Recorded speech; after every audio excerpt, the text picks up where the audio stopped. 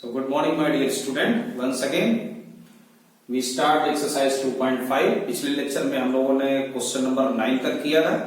इस लेक्चर में हम लोग क्वेश्चन नंबर 10 से शुरू करते हैं. तो मैंने लिखा है 10 का सेकंड पार्ट है 64n cube minus 343n cube. Factorize it. इसके मुझे क्या निकालना है? फैक्टर निकालना है. तो हम लोगों ने आइडेंटिटी पढ़ी, चूंकि ये एक्सरसाइज ही पूरी आइडेंटिटी की है, तो आइडेंटिटी के थ्रू हम लोग इसका फैक्टर करेंगे. कैसे? So this is a 4m whole cube, we can write it, and this is a 7n whole cube. लिख सकते हैं. अब देखो ये किस फॉर्मेट में आ गया? a cube minus b cube की फॉर्मेट. तो हम लोग इसकी आइडेंटिटी लगाएंगे. क्या होती है identity? a cube minus b cube equal to a minus b and a square plus b square और प्लस ab. ये आइडेंटिटी फैक्टर फॉर्म में है. So a cube minus b cube equal to so now you check your question. what is a 4m and b is a 7n. तो क्या लिखेंगे हम लोग? 4m minus 7n a square.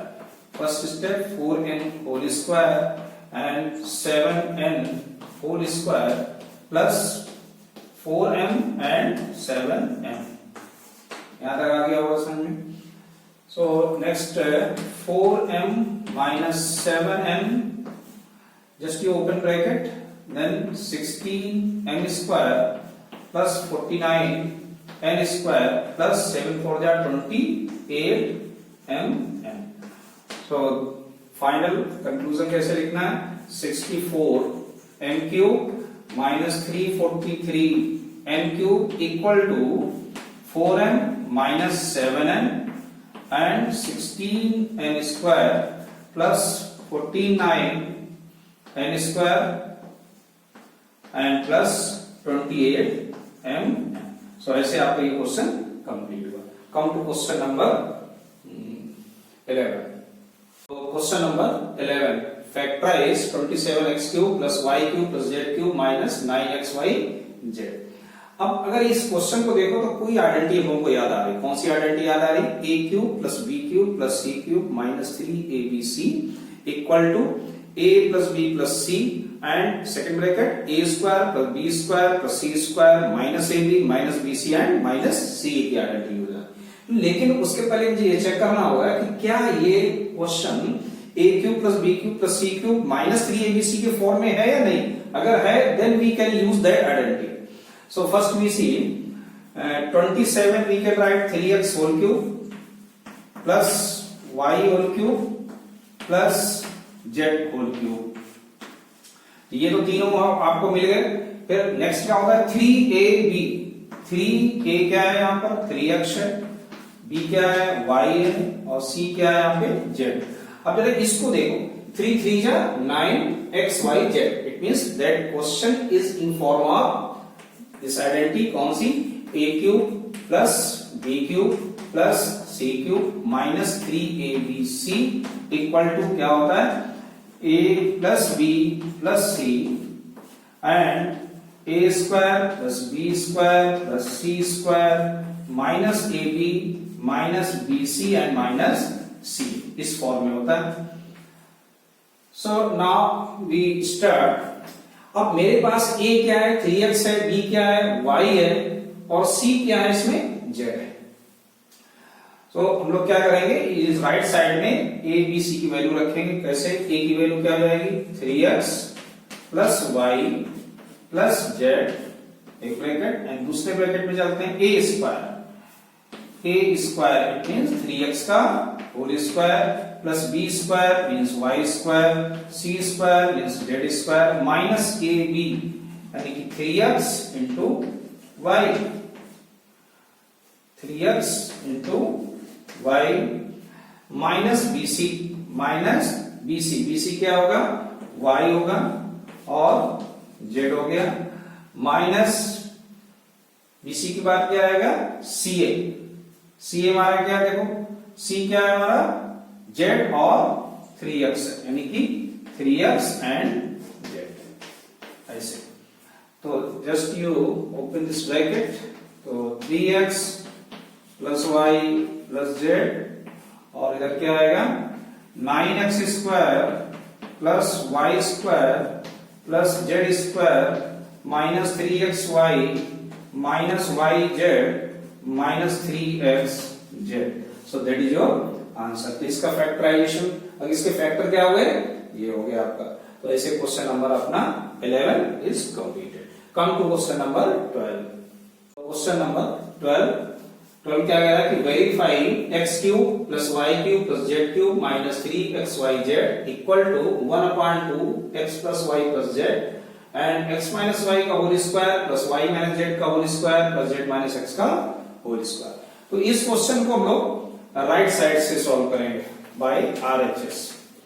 RHS लिखते हैं। RHS क्या है हमारे पास 1/2 x plus Y plus Z and x minus Y whole square plus y minus Z whole square plus z minus x whole square. ये simple question. 1/2 x plus Y plus Z जैसा लिखा वही, और इसमें हम लोग क्या करेंगे, आइडेंटिटी ओपन कर देंगे। इसकी a minus b whole square क्या आएगा, a square plus b square minus 2ab, और ऐसे इसमें क्या आएगा y स्क्वायर आ जाएगा plus z square minus 2yz और plus z square plus x square minus 2zx। समझ आ गया होगा अच्छे से। अच्छा, अब जरा चेक करते हैं कि देखते हैं क्या आएगा। पहले इसको हम लिख लेते हैं। पहले आपको इसे लिखना है नाम। देखिए एक्स स्क्वायर एक ये एक्स स्क्वायर, एक वाई स्क्वायर एक वाई स्क्वायर, एक जेड स्क्वायर एक जेड स्क्वायर है। यानी कि मेरे पास क्या है 2x स्क्वायर है, ये 2y स्क्वायर है और यहाँ 2z स्क्वायर है। और ये सिंगल टर्म्स हैं, जैसे हैं वैसे लिख देंगे minus 2xy minus 2yz minus 2zx। Now once again x plus Y plus z. अब देख रहे हैं ना सभी टर्म्स में क्या चीज कॉमन दिख रही है, इनको 2 कॉमन दिख रहा है, तो 2 बाहर निकले क्या बचेगा x square plus Y square plus Z square minus xy minus yz minus zx। तो ये जो 2 है ना ये इस 2 से कैंसिल हो गया। क्या आ गया x plus Y plus Z and x square plus Y square plus Z square minus xy minus yz minus zx। तो ऐसे आपका ये आगे। आप ये देखो, ये अगर ध्यान दो तो ये किसकी आइडेंटिटी थी, ये किसके फैक्टर के फॉर्म में आइडेंटिटी थी, ये यही था अपना। क्या था, इसको हम लिख सकते हैं x cube plus Y cube plus Z cube minus 3xy z. तो इस फॉर्म में तो देखिए हमारा LHS भी सेम है, तो that is your LHS, hence verified. तो ये क्वेश्चन हमको ऐसे करना है। तो come to question number 13। So question number 13 is if x plus y plus z equal to 0, then show that x cube plus y cube plus z cube equal to 3xyz. That is an important question, but that is very simple. क्या करना है, मुझे लिखना है we know क्या, मुझे identity मालूम। we know that x cube plus y cube plus z cube minus 3xy z equal to क्या होता है x plus Y plus Z and X square plus Y square plus Z square minus X Y minus Y Z and minus Z X. ये होता है। But in the question x plus Y plus Z equal to 0 is given. So क्या करना है, मुझे x plus Y plus Z की value को यहाँ पे रखना है। तो x plus Y plus Z की वैल्यू क्या है 0। So we put here value is 0। देखते हैं क्या मिलेगा, X cube plus Y cube plus Z cube minus 3xyz equal to, और x plus Y plus Z की वैल्यू 0 है, 0 रखते हैं ब्रैकेट। क्या बचा हमारे पास X square plus Y square plus Z square minus xy minus yz and minus zx। अब ध्यान से देखो, अब अगर 0 का इंटू अगर पूरे ब्रैकेट में होगा तो क्या आएगा, 0 आएगा। Then x cube plus Y cube plus Z cube minus 3xyz that is a 0। क्या आ गया भाई, 0 आ गया। अब क्या करना है, इस 3xyz को कहां ले जाना, राइट साइड में ले जाना। क्या बचा, x cube plus Y cube plus Z cube equal to 3xyz। Hence proved. ऐसे हमारा ये क्वेश्चन प्रूव हो गया। एक प्रूव करना था कि ये x cube plus Y cube plus Z cube क्या होता है, 3xyz होता है। तो ऐसे हम लोगों का question number 13 is over. So come to question number 14। तो इन क्वेश्चन नंबर 14 का मैंने सेकेंड पार्ट लिया है। क्वेश्चन क्या कह रहा है कि विदाउट एक्चुअल कैलकुलेटिंग, तो व्हाट इज एक्चुअल कैलकुलेटिंग, इसका मतलब एक्चुअल कैलकुलेटिंग है 28 को आप 3 बार मल्टीप्लाई करो, फिर -15 का आप 3 बार इंटू करते हो, फिर -13 का, और then you find the sum. But question is saying without actual calculating you find the value of this. तो हम इसमें सीखेंगे कि बिना कैलकुलेट किए कैसे करें। इसके लिए हमको क्या करना होगा, लेट कर लेते हैं कि 28 मान लेते हैं वो किसको रिप्रेजेंट कर रहा है, ए को, -15 जो रिप्रेजेंट कर रहा होगा इसको, बी को, और -13 जो रिप्रेजेंट करेगा वो इसको, सी को। तो अब हमारा क्वेश्चन क्या बन गया, A cube plus B cube plus C cube के फॉर्म में आ गया। अच्छा, ये कंडीशन में आ गया क्वेश्चन अपना। अब मुझे एक चीज और चेक करना है कि अगर इसको बाद में लिखते हैं, पहले तो ये देखते हैं कि इनका सम कितना होगा, a plus b plus c equal to क्या आता है। तो कितना आ जाएगा ये, 28 प्लस -15 प्लस -13। सो क्या नोटिस किया कि 28 और ये आ गया माइनस का 28 दैट इज ए 0। यानी a plus b plus c की वैल्यू क्या आ गई, 0। But we know that, we know, ऐसे लिखना होगा आपको, reason we know if a plus b plus c equal to 0, अगर किसी क्वेश्चन में a plus b plus c अगर 0 हो जाता है, अभी लोगों ने जस्ट प्रूव भी किया था, if a plus b plus c 0 then a cube plus B cube plus C cube equal to क्या होता है, 3abc। आपको ये लाइन लिखना है, रीजन के साथ पूरा क्वेश्चन करना है, तो आपको लिखना पड़ेगा। Now come to question.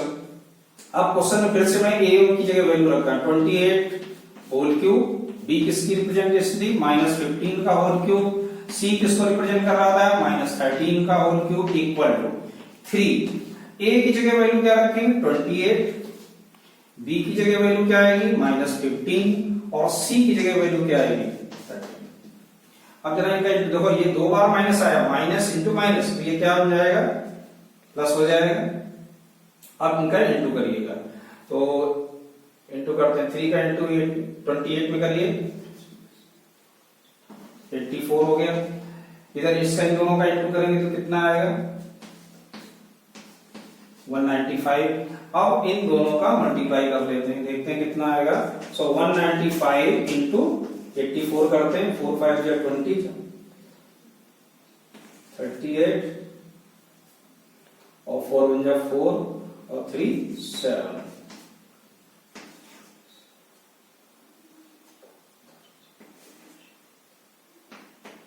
Eight 1 जा 8 और 7 15। तो 08361 या 16380, 16380। तो ऐसे आप ये आंसर आ गया। हमने क्या किया, एक आइडेंटिटी का यूज किया और उसके थ्रू लोग फाइंड आउट किया। तो ऐसे ही आपका ये इसका जो सेकंड पार्ट है वो भी हो जाएगा। So one more question is left, question number 15। तो क्वेश्चन नंबर 15 तो मैंने सेकंड पार्ट लिया। 15 क्या कहता है, थोड़ा पढ़ लेते हैं क्वेश्चन को कि give possible expression for the length and breadth of each of the following rectangles in which their areas are given। यहां पे बात हो रही एरिया की, और ये एक रेक्टेंगल गिवन है। कभी कभी क्वेश्चन में क्यूबॉइड भी आ जाता है या क्यूब आ जाता है, तो वहां पर वॉल्यूम की बात होती है। दोनों ही क्वेश्चन का मेथड एक ही है, आपको इसी क्वेश्चन से समझ में आ जाएगा। अगर वॉल्यूम गिवन होता तो हम लोग क्या करते हैं। तो सबसे पहले तो रेक्टेंगल की बात हो रही है, ये किसको रिप्रेजेंट कर रहा है, एक एरिया को रिप्रेजेंट कर रहा है जिसकी लेंथ और ब्रेथ क्या होगी आपसे पूछेंगे। और एरिया किसी रेक्टेंगल की जो एरिया होती है वो क्या होती है, L इंटू बी होती है। लेकिन मुझे क्या चाहिए, दो यूनिट चाहिए जो आपस में क्या करें, मल्टीप्लाई करें। तो इसके हम लोग क्या करेंगे, फैक्टर निकालते हैं। फैक्टर करना वही जो हमने सिखाया उसी तरीके से। स्टार्टिंग में क्या है 35, हमने 35 के फैक्टर करेंगे तो क्या आएगा 5 इंटू 7, और अगर मैं 12 के फैक्टर करूं तो 6 इंटू 2, ठीक है। वैसे तो और भी होंगे, देखो अगर सीरियल से चलें तो 12 के फैक्टर क्या होंगे, 2 इंटू, पहले तो 1 ले लें तो 1 इंटू 12 होगा, 2 इंटू 6 हो सकता है, और 3 इंटू 4। कितने फैक्टर बनते हैं 12 के, ऐसे 35 के। डिफरेंस होना चाहिए कितना 30। अब 5 की अगर मैं ये पहले वाले के साथ ले लूं, 5 1 जा 5, 12 7 जा, बहुत ज्यादा अंतर हो जाता है, 7 5, 7 1 जा 7, 12 5 जा नहीं बनेगा, दैट इज आल्सो कट। अगर मैं सेकंड की बात करूं तो 5 2 जा 10, 6 7 जा 42 होता है, डिफरेंस ज्यादा हो जाएगा, नहीं मिलेगा। 5 6 जा 30, 7 2 जा 28, तब भी नहीं मिलेगा, so that option also be cut. अब इसमें बात करते हैं, 5 3 जा 15, 7 4 जा 28, और इन दोनों को अगर हम माइनस कर दें 28 और 15 तो मुझे क्या मिलेगा 13। यानी अपने ये जो नंबर्स हैं वो अपने फिट बैठते हैं इसमें। So 35 y square plus, split कर देंगे, 28 को क्या लिखेंगे 28 minus 15 y minus 12। So 35 y square plus 28 y minus 15 y minus 12. So what is it common in first two terms? That is 7 common, 7y taken common, 5y plus 4. Now here 3 is taken common, 3y plus 4. So now hold, what is it common? 5y plus 4 and 7y minus 3. क्या notice किया कि यहां पर दो measurement आ गए, दो unit आ गई, तो इसमें से किसी को भी आप लेंथ और किसी को भी आप रिलेट कर सकते हो। So therefore length equal to 5y प्लस 4 and breadth equal to 7y minus 3। तो ऐसे आपका ये क्वेश्चन कंप्लीट होता है, और फर्स्ट पार्ट भी सेम है, ऐसे ही करना है। 16 नंबर क्वेश्चन को आपको अपने आप करना है। मैंने बोला था कि वॉल्यूम दिया गया, मैं एक्सप्लेन कर देता हूं। जैसे वॉल्यूम दिया गया, पहले वाले क्वेश्चन में है 3x स्क्वायर माइनस 12x, तो आप सबसे पहले क्या करेंगे, इस तरह से 3 उसमें कॉमन ले लेंगे, तो क्या बचेगा x स्क्वायर माइनस 4, ये बचा। अब देख रहे हैं ना x स्क्वायर माइनस 4, इसके भी फैक्टर हो जाएंगे, 3 एक बार प्लस एक बार माइनस। क्या नोटिस किया यहाँ पर, यहाँ देखो ये दो यूनिट थी, 1 2, क्योंकि ये एरिया को रिप्रेजेंट कर रही है। यहाँ कितनी हो गई 3, एक तो आपका 3 है, एक ये और एक ये, यानी एक आपकी हो गई लेंथ, एक हो गई ब्रेथ, और दूसरी क्या हो गई हाइट। क्योंकि इन तीनों का आप मल्टीप्लाई करोगे तो you will get one volume. Similarly in second you will take first common, क्या कॉमन हो सकता है इसमें, 4k is taken common, 4k common ले लोगे तो क्या बचेगा 3y स्क्वायर प्लस 4 2 जा 2y माइनस 5, और उसके बाद उसका फैक्टर कर लेंगे। तो ऐसे अपना ये चैप्टर खत्म होता है। ये तो एनसीईआरटी से था, आप और अधिक प्रैक्टिस करिएगा। मैं एक वर्कशीट दूंगा आपको, उसे सॉल्व करेंगे आप। तो मिलते हैं नेक्स्ट चैप्टर नंबर 3 में। Okay, thank you.